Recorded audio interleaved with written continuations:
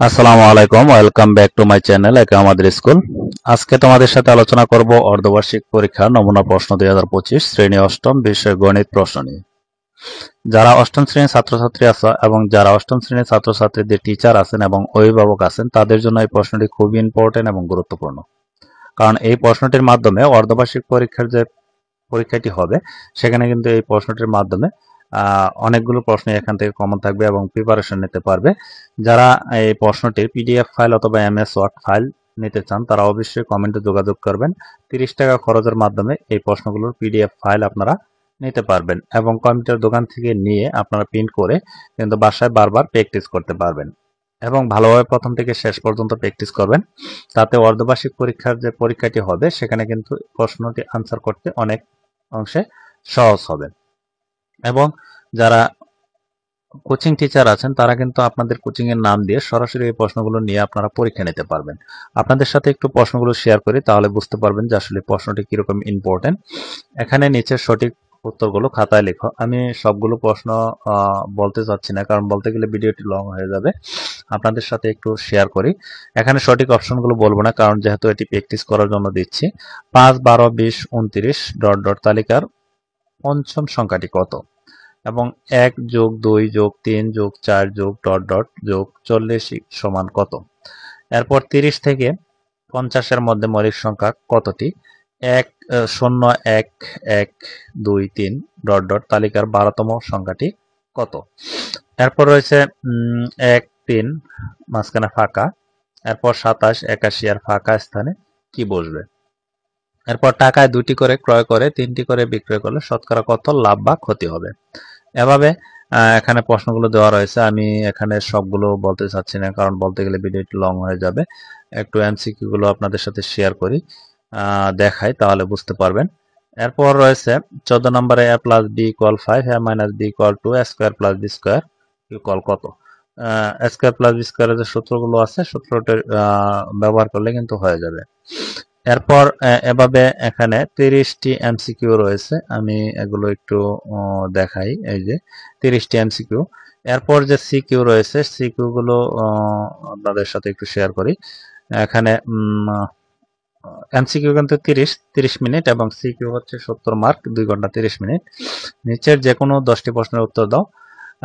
1, 4, 10, 19, 31 তালিকার পরবর্তী দুইটি পদ নির্ণয় করো। 25, 34 কে দুইটি বর্গের সমষ্টির উপর প্রকাশ করো। একটি গড়ি 856 টাকায় বিক্রয় করায় 7% লাভ হয়। ওই গড়িটির ক্রয় মূল্য কত? বার্ষিক 9% মুনাফায় কত বছরে 6,000 টাকার মুনাফা 2,700 টাকা হবে? a square plus 1 equal 4a হলে a by a square minus 3a plus 1 এর মান কত? a square minus 3a plus a 1 equal 0 হলে দেখাও যে a cube plus 1 by a cube equal 18। এরপর 3m plus 2n plus 4p এর গড় নির্ণয় করো। সমীকরণ সরল সমীকরণ বলতে কি বোঝো? পূরক সেট বলতে কি বোঝো? এরপর এই ইউনিয়ন সার্বিক set U equal 2, 4, 6, 8, 10, p equal 2, 4, 10, p union p dash মানে পূরক ইকুয়াল কত? ড্যাশ পূরক যাই বলো না কেন একটা বললেই হলো। এরপর পেন্সিল কম্পাসের সাহায্যে 105 ডিগ্রি কোণ আঁকো। একটি আয়তের দুইটি সন্নিহিত বাহুর দৈর্ঘ্য 5 সেন্টিমিটার এবং 4 সেন্টিমিটার। আয়তটি অঙ্কন করো। ও কেন্দ্র বিশিষ্ট বৃত্তে এবি ব্যাস ভিন্ন একটি যা ও পি লম্ব AB equal 16 centimetre, O P equal 6 centimetre. ত্রিভুজ এ ও বি এর ক্ষেত্রফল নির্ণয় করো। এরপর একটি চিত্রের মাধ্যমে এখানে 14 নং প্রশ্ন। এরপর রয়েছে 14টির মধ্যে 15টির মধ্যে এখানে উপাত্ত মানে পরিসংখ্যান থেকে একটি দেওয়া হয়েছে।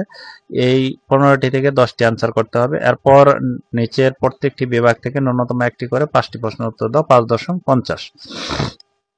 এই প্রশ্নটি একটু দেখো, আমি সবগুলো বলবো না, দেখার জন্য একটু সুযোগ দিচ্ছি। এরপর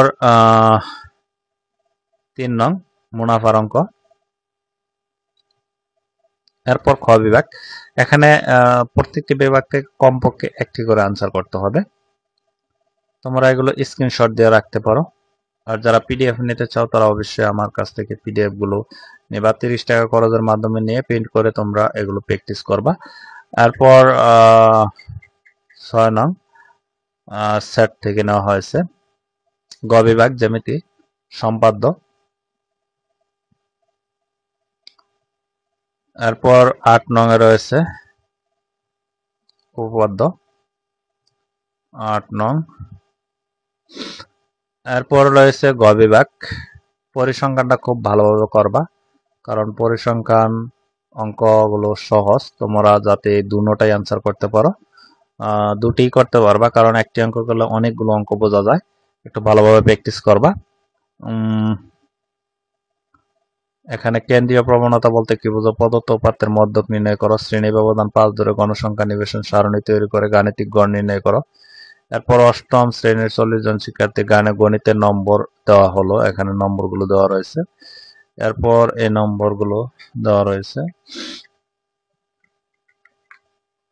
এরপর রয়েছে শ্রেণী ব্যবধান 5 ধরে শ্রেণী সংখ্যা নির্ণয় করো, প্রদত্ত উপাত্তের মধ্যক প্রচুরক নির্ণয় করো, আর সারণী তৈরি করে গড় নির্ণয় করো। এই ছিল যে তোমাদের অষ্টম শ্রেণীর অর্ধবার্ষিকের যে নমুনা প্রশ্নটি, এটি তোমাদের সাথে শেয়ার করলাম। আর অন্যান্য বিষয়ের ভিডিও এই ভিডিওর আই বাটন অথবা প্লে লিস্টে গিয়ে তোমরা দেখে নিতে পারবা। আর যারা পিডিএফ অথবা এমএস ওয়ার্ড ফাইল নিতে চাও তারা অবশ্যই কমেন্টে যোগাযোগ করবা, আমি হোয়াটসঅ্যাপ নাম্বার দিয়ে দেবো। তোমরা সেখানে যোগাযোগের মাধ্যমে কিন্তু পিডিএফ অথবা এমএস ওয়ার্ড ফাইল নিতে পারো এবং সেগুলো প্রিন্ট করে কিন্তু প্র্যাকটিস করতে পারো। আর ভিডিওটি ভালো লাগলে অবশ্যই একটি লাইক দেবে এবং কমেন্ট করবা, কারণ অনেকেই বলে যে এই ভিডিও পেয়েছি অন্য ভিডিও পাই না, কারণ হচ্ছে তোমরা লাইক এবং কমেন্ট করো না, এর জন্য কিন্তু ভিডিওগুলো তোমাদের কাছে পৌঁছে না। আর যারা তোমাদের পরিচিত আছে তাদেরকে এই ভিডিওগুলো শেয়ার করবা, যাতে তারা ওই ভিডিওগুলো দেখে উপকৃত হয়। আর যারা নতুন আছো তারা অবশ্যই চ্যানেলটি সাবস্ক্রাইব করে পাশে থাকা বেল আইকনটি অন করে রাখবা, যাতে ভিডিওগুলো দেওয়ার সাথে সাথে তোমাদের কাছে প্রথমে নোটিফিকেশন চলে যায়। আজকের মতো ভিডিওটি এ পর্যন্তই। ভালো থেকো, সুস্থ থেকো, আল্লাহ হাফেজ।